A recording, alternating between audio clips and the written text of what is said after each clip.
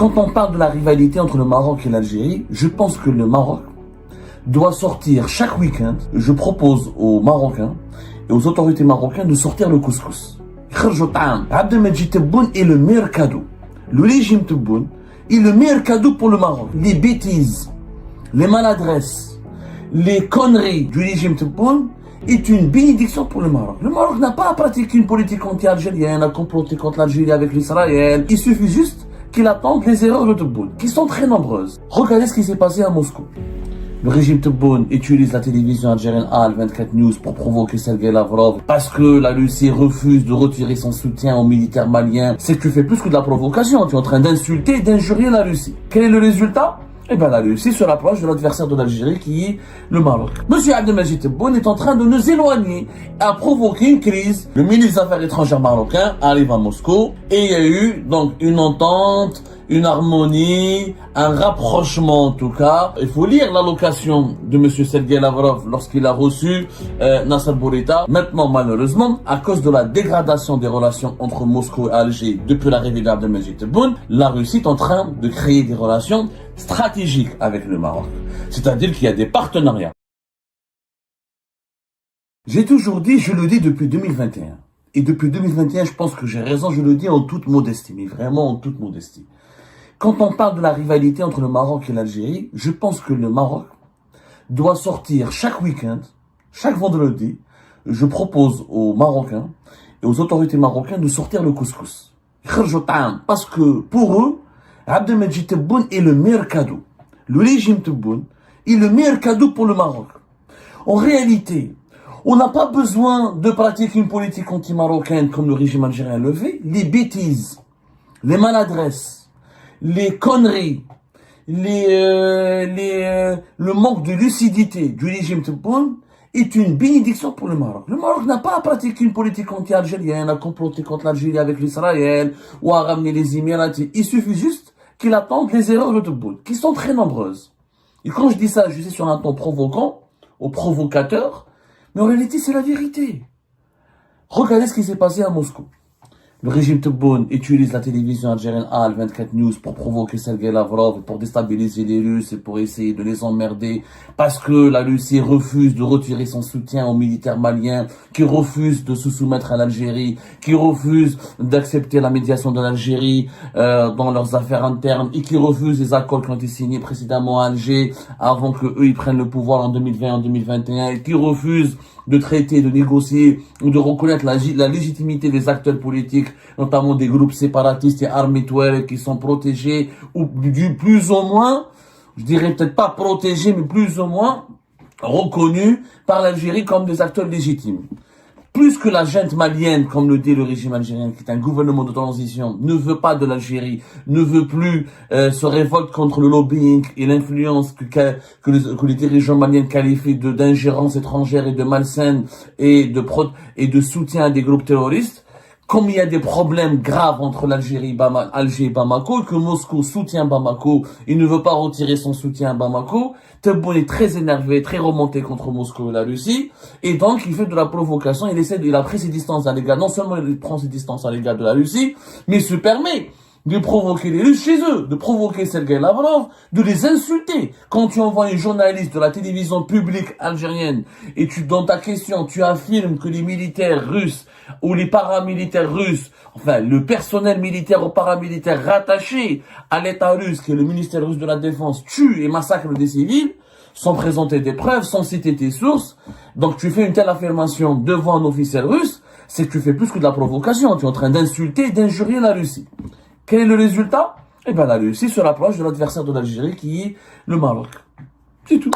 Ce que nous avons récolté grâce à la politique intelligente de la Russie, de Abdelmajid Tebboune dans les relations algéro-russes. Jamais les relations algéro-russes n'ont été aussi bas. Jamais les relations algéro-russes n'ont été aussi médiocres. Jamais elles n'ont été aussi tendues et jamais elles n'ont été marquées par autant de malentendus. Alors que la Russie, c'est l'ami historique de l'Algérie.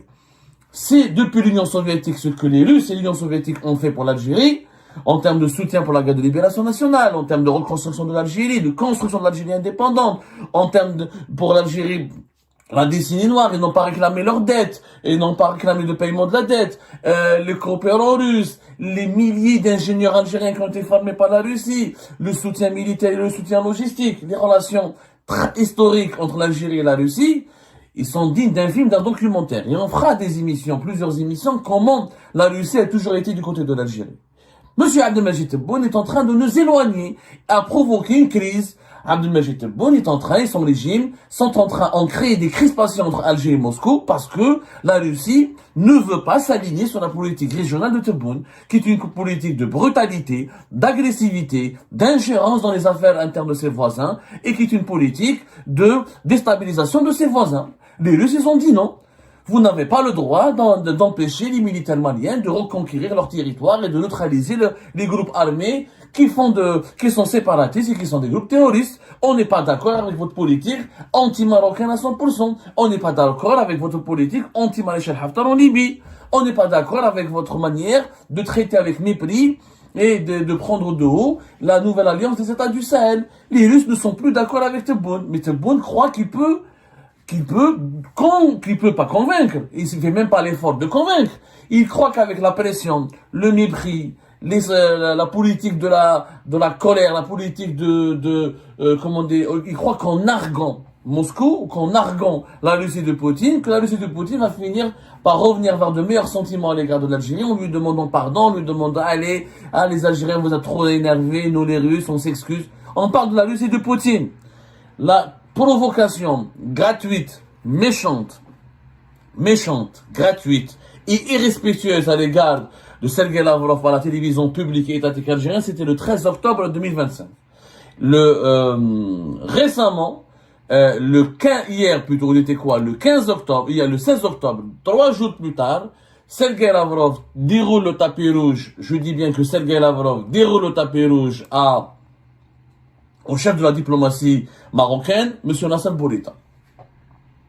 Le ministre des Affaires étrangères marocain arrive à Moscou le jeudi 16 octobre et il y a eu donc une entente, une harmonie, un rapprochement en tout cas important entre la Russie et le Maroc. Il y a eu, il faut lire l'allocation de M. Sergei Lavrov lorsqu'il a reçu Nasser Bourita le 16 octobre 2025. Le texte, il est sur le site du ministère russe. Et c'est pas la peine de nous dire que la presse marocaine, ne lisez pas la presse marocaine. La presse marocaine n'est pas crédible, ok, je suis d'accord. La presse marocaine fait de la manipulation, ok, je suis d'accord. Ne lisez pas cette presse marocaine. Lisez juste les textes du ministère russe des Affaires étrangères. Regardez le temps amical, le temps très, on va dire, bienveillant le rapprochement de plus en plus approfondi que la Russie entreprend à l'égard du Maroc, qui est l'adversaire de l'Algérie. Attends. Alors là, mise au point, donc je termine l'émission. La Russie, naturellement, elle n'a pas à être hostile au Maroc parce que l'Algérie est hostile au Maroc. La Russie n'a pas à choisir ses partenariats en Afrique du Nord et au Maghreb en fonction des humeurs ou des intérêts ou des besoins de l'Algérie. C'est pas parce que l'Algérie est l'ami et l'allié historique de la Russie que la Russie doit considérer le Maroc comme une entité hostile ou comme un ennemi. Je dis pas cela. Je dis juste que traditionnellement, historiquement, nous avons toujours été le partenaire privilégié de la Russie dans la région du Maghreb.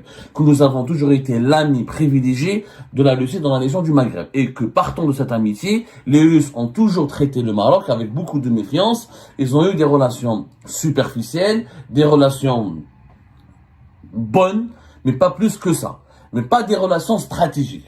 Maintenant, malheureusement, à cause de la dégradation des relations entre Moscou et Alger depuis l'arrivée d'Abdelmajid Tebboune, la Russie se rapproche de plus en plus du Maroc et au lieu d'avoir des relations simplement bonnes et amicales, la Russie est en train de créer des relations stratégiques avec le Maroc. C'est-à-dire qu'il y a des partenariats. La preuve, à Moscou, non seulement Sergei Lavrov il a parlé de la question du Sahel occidental, qui est la question fondamentale, la cause sacrée du régime algérien, notamment du régime Tebboune, mais il a parlé aussi des relations entre la Russie et le Maroc. Je cite par exemple dans son allocution, il dit que nous avons eu des négociations, pas des pourparlers. Quand on fait des négociations, c'est qu'on cherche à conclure des accords. Pas des pourparlers, on cherche juste à à parler de quelques généralités pour améliorer nos relations. Mais quand on fait des négociations, ça veut dire qu'on est en train de négocier des accords avec le Maroc. Sergei Lavrov, je le cite, mesdames et messieurs, nous avons eu des négociations très utiles et substantielles avec mon homologue et ami Nasser Bourita, ministre des Affaires étrangères, de la coopération africaine et des Marocains résidant à l'étranger. Nous avons confirmé notre engagement à poursuivre notre travail conjoint pour renforcer davantage le partenariat stratégique, traditionnellement amical et de confiance entre nos deux pays. Nous avons discuté en détail des questions de l'ordre du jour bilatéral. Nous avons abordé brièvement les échanges commerciaux et économiques. Nous souhaitons mutuellement accroître nos échanges commerciaux et étudier les domaines d'investissement mutuel. Nous avons convenu que le potentiel de coopération pratique dans ce domaine était de loin d'être épuisé. Nous avons abordé ces sujets en détail. La suite, elle est, voilà. Nous avons constaté avec satisfaction le niveau élevé des coopérations dans plusieurs domaines, y compris dans le domaine social et éducatif. 4250 Marocains font leurs études en Russie. L'intérêt pour l'éducation dans notre pays est fort. Nous soutiendrons cet intérêt par tous les moyens possibles. Nous tenterons d'accueillir tous ceux qui souhaitent faire leurs études dans nos établissements et d'enseignement supérieur.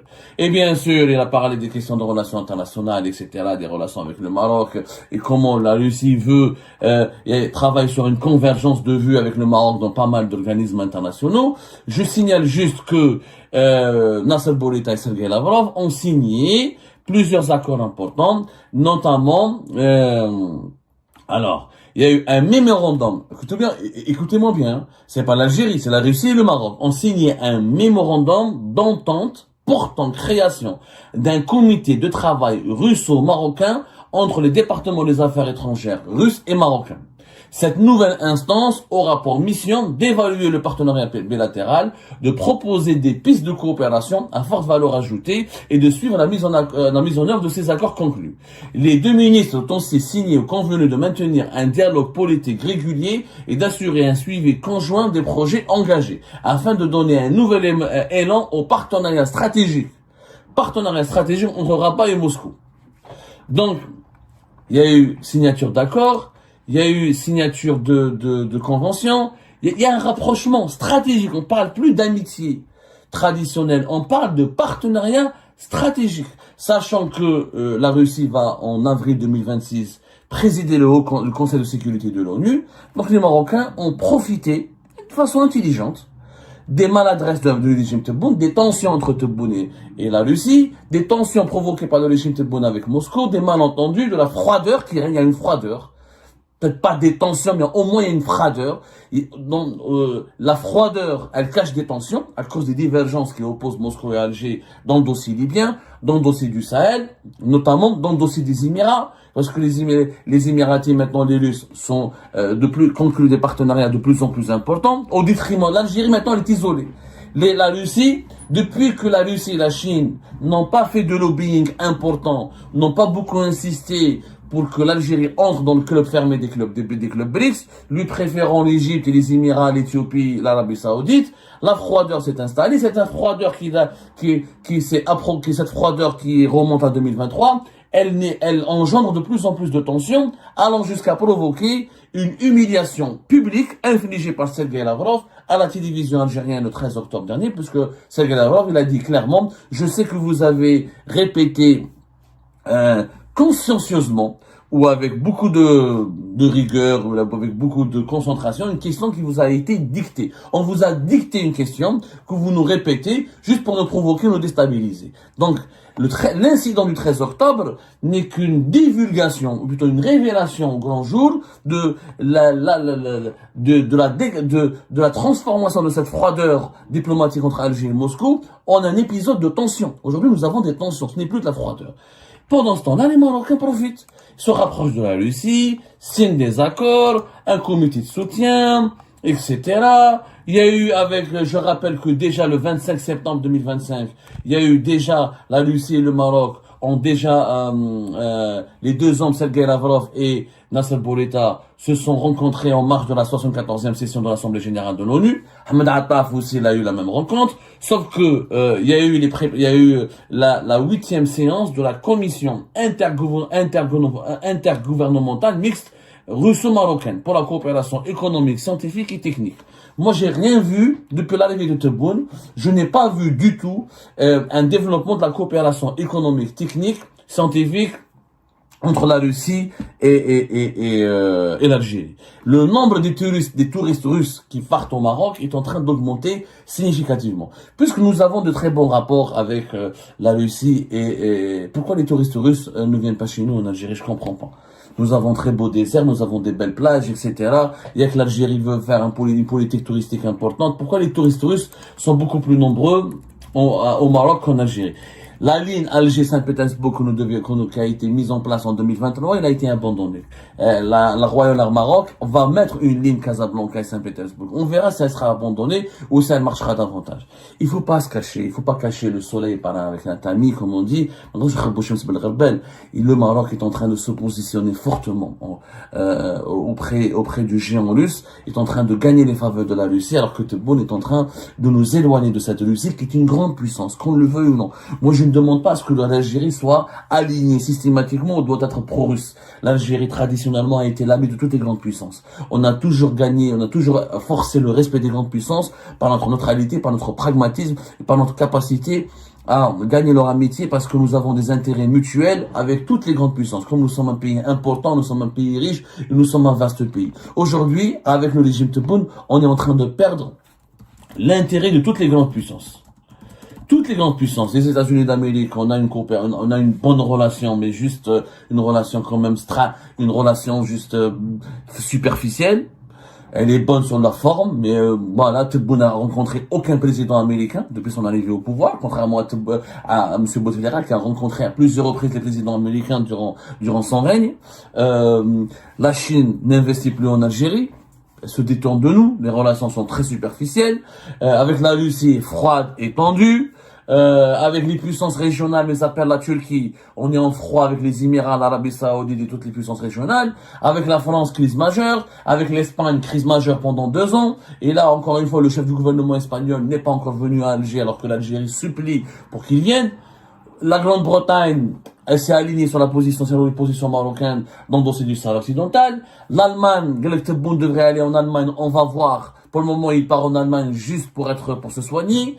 On n'a pas vu une rencontre avec le chancelier allemand et Abdelmajid Tebboune. Donc on est isolé. En réalité, Tebboune traîne qu'avec les petits pays. Mozambique, Burundi, Sahara occidental, un pays qui n'existe pas encore et qui risque de ne jamais exister. Et voilà. C'est ça l'Algérie je suis désolé, l'Algérie de Bouteflika. On était les Américains, les Allemands, les Français, les Européens, les Chinois, les Russes. On était respectés par tout le monde. Poutine est venu à Alger à l'époque de Bouteflika. Est-ce qu'il risque de venir à Alger à l'époque de Tebboune? Je ne miserai pas $1. Même pas $1. Je ne miserai pas un dinar. Juste pour vous rappeler que les touristes russes au Maroc, leur nombre a augmenté de 70%. On est passé de 40 000 vacanciers à 60 000 vacanciers. Il y a qui a la ligne Alger-Moscou. Pourquoi les touristes russes qui sont blacklistés par les pays européens et qui ne peuvent pas voyager dans les pays européens pour la plupart d'entre eux à cause des tensions qui opposent, à cause de la guerre qui oppose l'Occident à la Russie depuis le début de la guerre en Ukraine, pourquoi les Russes ne viennent pas en Algérie? Nous avons des belles plages, nous avons le Sheraton, nous avons le désert. Nous n'avons pas un tourisme balnéaire, nous avons le désert, on n'a jamais profité de notre partenariat avec la Russie. Je dis bien que nous n'avons jamais profité. Alors pendant ce temps-là que nous, on provoque Sergei Lavrov et qu'on essaye de forcer la Russie, l'Algérie qui force la Russie. Tebboune croit qu'il peut forcer la grande Russie. Il y a les chevaux, le monsieur, le mec, c'est bon, j'ai l'impression qu'il a bu un peu trop de l'ben. Je le dis sur un ton provoquant parce que j'ai envie de faire changer les choses dans mon pays. À un moment donné, il faut que ce monsieur Tebboune se remette en cause. Il pense qu'il peut forcer Poutine, qui est au pouvoir depuis au moins 2 décennies. Depuis 2 décennies, Poutine, quand même, est l'un des hommes les plus forts de la planète. Et j'ai monsieur Tebboune, qui vient depuis 2019 dans des circonstances historique, on va dire inédite, il pense qu'il peut forcer la Russie à s'aligner sur lui ou à prendre en considération ses envies, ses lubies, pour qu'il s'éloigne des Maliens, pour que la Russie soit du côté de l'Algérie contre les Maliens. Vous vous rendez compte de la gravité de la situation, de l'absurdité, de la gravité, de l'irrationalité de la situation dans laquelle on se trouve? Mais jamais dans l'histoire des relations bilatérales, jamais dans les affaires internationales de l'Algérie depuis son indépendance, elle n'a dû quémander ou manifester sa colère ou se comporter comme un adolescent énervé dans des dossiers géopolitiques clés. On n'avait pas besoin de la Russie pour régler nos problèmes avec les Maliens. On avait suffisamment de relais d'influence, de lobby, et d'amis, et d'alliés, et de partenaires fiables en Mali pour régler nos problèmes avec les Maliens tout seuls. Aujourd'hui, on veut que Moscou arrête de soutenir les militaires maliens qui nous insultent et qui ne veulent pas de notre médiation, en réalité qui ne veulent pas de notre ingérence. Parce que les militaires maliens ne veulent pas traiter avec les groupes armés séparatistes Touareg. Donc nous, à cause de ces groupes armés séparatistes Touareg, on se brouille avec les militaires maliens, on se brouille avec les Russes, on se brouille avec tout le monde. Tout le monde. Juste parce que les Touaregs ne veulent pas rendre les armes. C'est parce que c'est ça le fond des problèmes. Ok, on dit que les militaires maliens ont fait des crimes. Il n'y a pas de problème. On va à Bamako et on leur dit, donnez-nous des garanties pour la protection des civils. C'est facile de dialoguer avec les militaires maliens. On veut que donnez les preuves que les militaires maliens ont tué des civils. Donnez les preuves. On dit qu'il y a des ONG qui ont documenté ces crimes commis par l'armée malienne au nord du Mali. Il faut donner ces preuves, il faut les présenter, on peut faire pression, on peut faire du lobbying là-dessus sur les militaires maliens. On peut exiger qu'une mission de l'Union africaine, que même l'Algérie participe à une mission d'observation. Et ben voilà les amis, c'est la fin de cette vidéo. Je vous remercie comme d'habitude pour avoir suivi jusqu'à la fin. N'oubliez pas de nous laisser vos commentaires et vos réactions sur cette vidéo et de vous abonner à la chaîne si vous n'êtes pas encore abonné. Donc voilà, ça fait vraiment plaisir de voir vos commentaires et vos réactions et vos discussions sur la section des commentaires. C'est très intéressant et je vous prie toujours de garder le respect et un petit peu la bonne ambiance pour tout le monde. Donc voilà, merci beaucoup et à la prochaine dans une nouvelle vidéo. Au revoir.